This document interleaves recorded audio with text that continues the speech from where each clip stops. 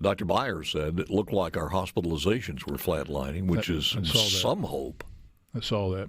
You've been in the business before. You think we can hang a little bit of a positive on that? I think we got to hang a hat on that nail right there. Yeah. And hopefully it keeps going in the I do too. But we have the people of Mississippi, certainly of this audience, which is the most active and responsible. And I would say that the vast majority of these people in this audience across the state, from every single square foot of it, probably are the ones who've got more vaccination than anybody else. But the vaccinations have been going up at a pretty good clip.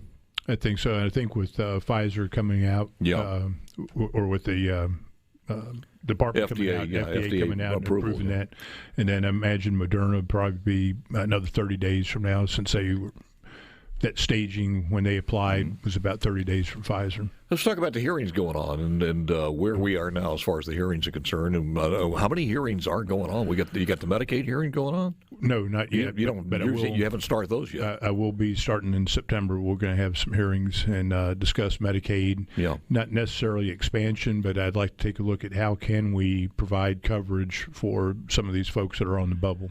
Well, you don't want to call it an expansion, but that's what it would be. Not necessarily. My preference is to see if we can't tap into the private market, insurance market. So there's some other states that have done some interesting things. And give me an idea what that would look like. Well, it'd be like purchasing, going into our state health plan, for instance, and adding all those people to the rolls. We should be able to get a much lower premium rate. How many people are we talking about?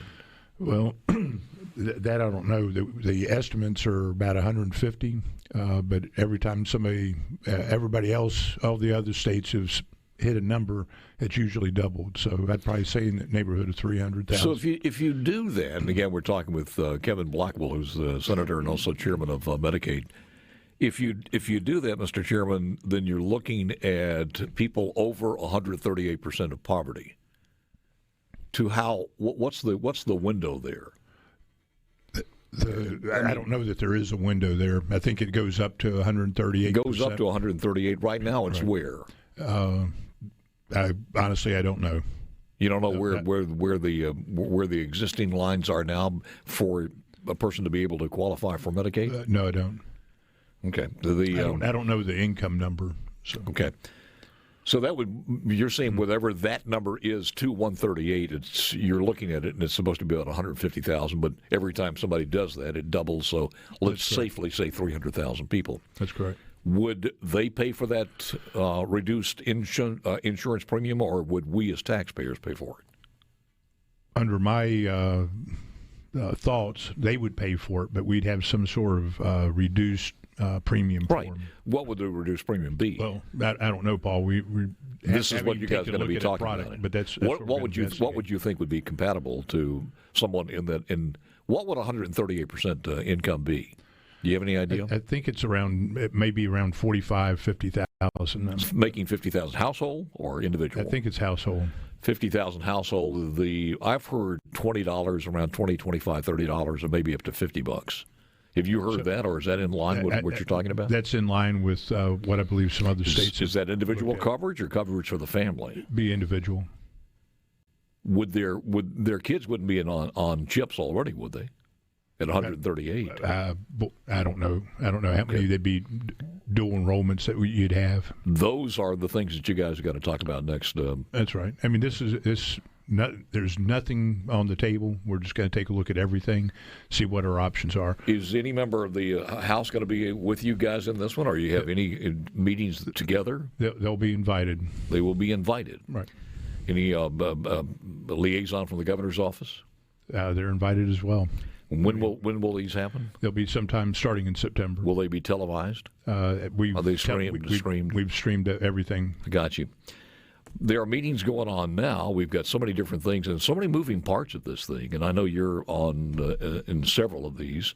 But not only the medical marijuana situation, where we're not sure where that is. We have, as we heard yesterday from the speaker, the formation trying to get together and find some consensus on the income tax reform.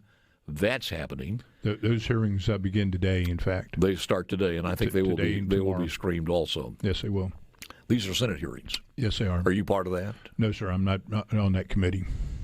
And I think everybody's probably of one accord as far as the initiative process. Let's don't even worry about that right now. Do it a little bit later or during the regular session, or am I missing something on that? My understanding is that we'll address it in the regular session. And which will be here before you know it. Just a couple months away. Yeah. Yes, sir.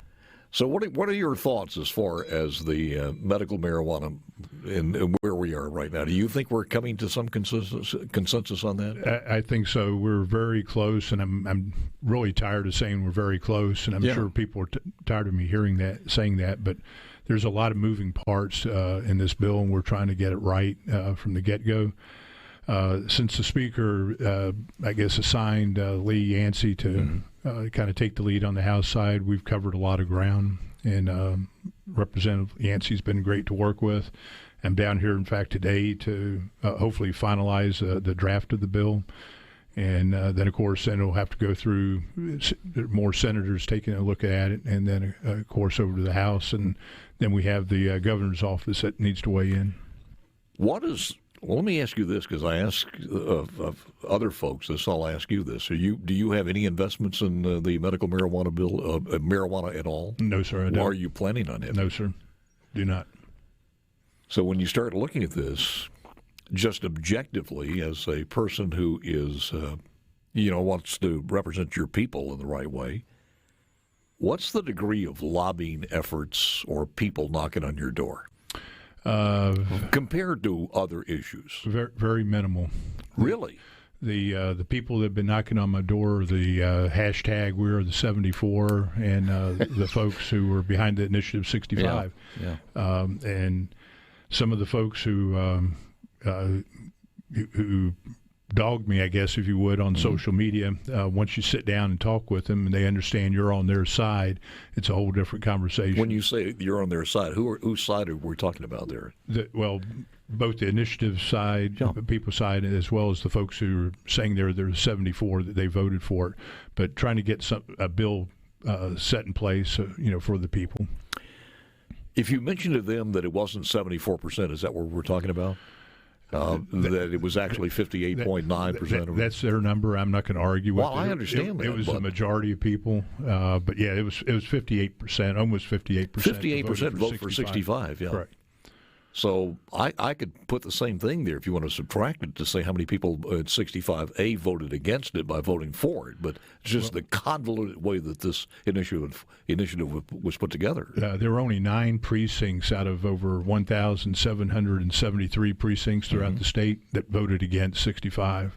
And some of those were by 1 or 2 votes. Well, it was a compassionate thing to do.